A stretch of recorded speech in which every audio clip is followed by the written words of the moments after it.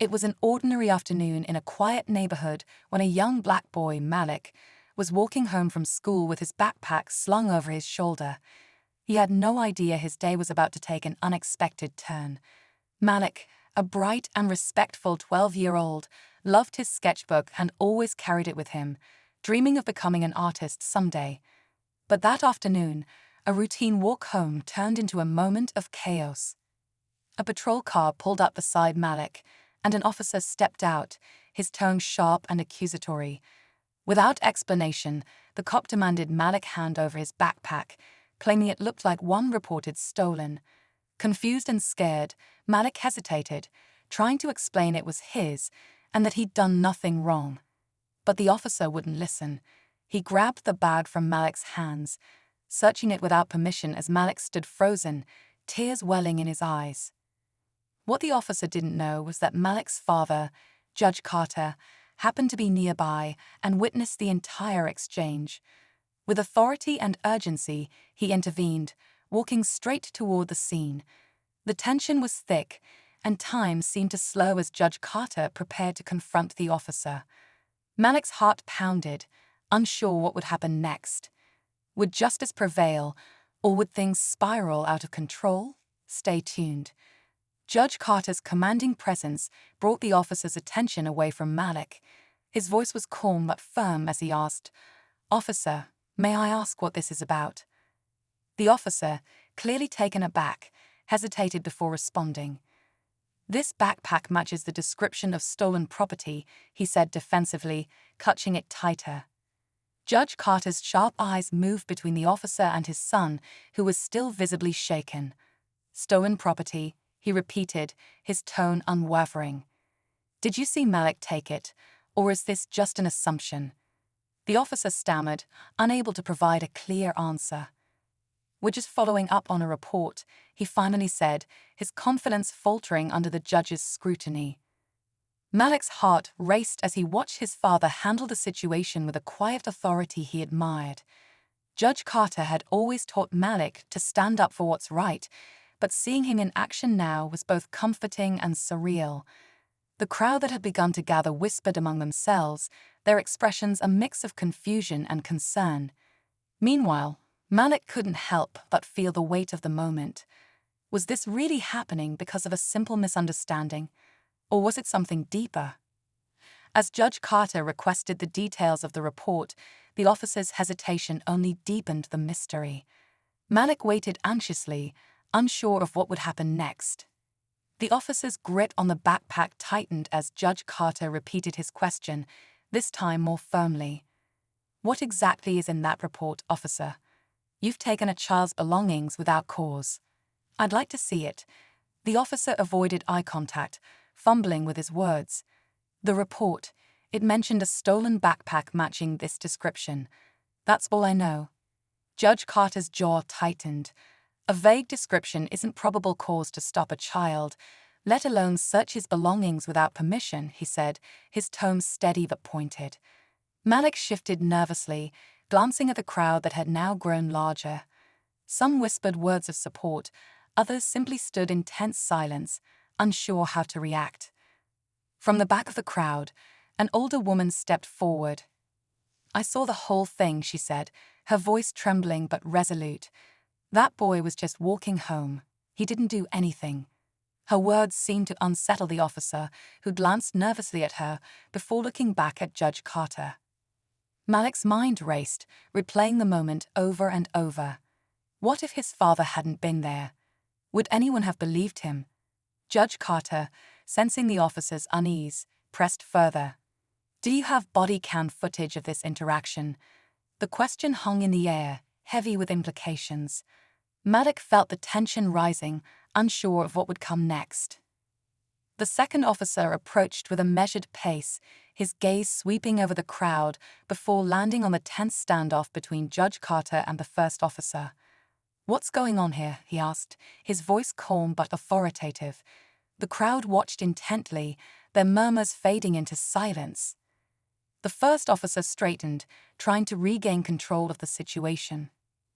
"I stopped this boy because his backpack matched the description of stolen property," he explained, though his tone carried a hint of defensiveness. The second officer glanced at Malik, then at the backpack still clutched in the first officer's hands. "And did you confirm the report before taking action?" he asked pointedly. The crowd shifted uneasily, their expressions a mix of anger and anticipation.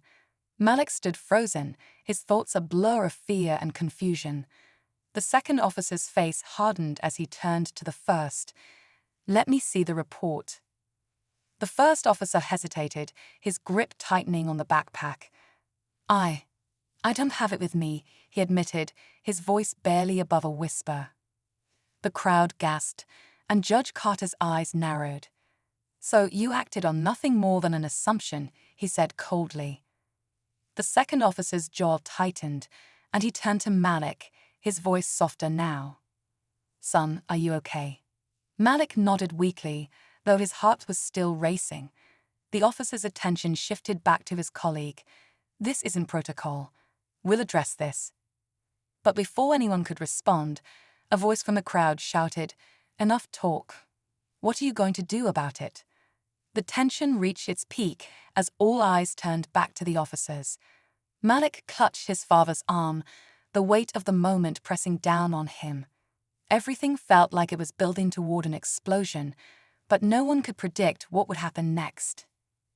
The air was thick with tension as everyone waited for what would happen next. The first officer, now visibly flustered, opened his mouth to respond when a sudden voice from behind the crowd cut through the silence. "Excuse me, that backpack is mine." The crowd parted as a teenage boy stepped forward, holding up his phone. He was older than Malik, dressed in a school uniform, and looked just as nervous as everyone else. "I lost my backpack a week ago, but that's not it. I just checked the picture I have on my phone. The designs are completely different." The crowd murmured louder now, confusion turning into disbelief. Judge Carter locked eyes with the first officer. "Well," he asked, his voice calm but loaded with meaning. The officer's face turned a deeper shade of red. I was just trying to do my job," he muttered again. The excuse fell flat this time. Before anyone could speak again, Malik suddenly piped up, his voice small but steady. "It's my backpack. I keep my sketchbook in it." The boy reached into the bag the officer still held and pulled out the worn sketchbook. Flipping it open, he revealed pages filled with intricate drawings and his name written neatly on the first page. *Malik Carter*. The crowd gasped as Malik's innocence became undeniable, but just as it seemed the truth was coming to light, the first officer's radio crackled to life. "Unit 4, we've located the actual stolen backpack near the park. Return to base for confirmation." The officer froze, caught between the irrefutable evidence in Malik's hands and the damning update from his own department. The second officer narrowed his eyes, the weight of the situation pressing down harder than ever. Judge Carter, standing tall and unshaken, broke the silence. "Now what, officer?" But just as the officer seemed ready to crumble, a sleek black car pulled up to the scene. A man in a suit stepped out, exuding authority. His expression was unreadable, but his presence shifted the energy entirely. The crowd grew silent again, holding their breath. "Who is that?" someone whispered. Malik's grip on his sketchbook tightened as the man approached. Whatever was about to happen next, it would change everything. The man in the suit walked straight toward the officers, his polished shoes clicking against the pavement. The first officer visibly stiffened, his discomfort growing with every step the man took. When he finally spoke, his voice was calm but commanding. "What's going on here?" The second officer cleared his throat, stepping forward. "Sir, there was a misunderstanding involving this boy, Malik Carter. It seems the backpack in question was wrongly identified as stolen. We've just received confirmation that the actual stolen item was found elsewhere." He glanced toward the first officer, his tone firm. This situation could have been avoided. The man's sharp gaze moved between the officers, then landed on Judge Carter. Recognition flickered in his expression. "Judge Carter," he said, extending his hand. "I'm Chief Daniels. I apologize for what your son has been put through today." Before Judge Carter could respond, Malik's voice, quiet but steady, broke the silence. "Why did he think I stole it? You didn't even ask." His question hung in the air, heavy with meaning. The crowd shifted uncomfortably, their attention returning to the first officer. Chief Daniels turned to him, his tone ice-cold. "Officer, care to explain?" The officer stumbled over his words. I made a judgment call. It wasn't personal." "It wasn't personal." Judge Carter interjected, his voice rising. "Stopping a child without evidence and humiliating him in front of his community is not a judgment call. It's negligence at best and bias at worst." Chief Daniels nodded, his expression hardening. "Officer, you'll be placed on administrative leave pending an investigation. Turn in your badge and weapon."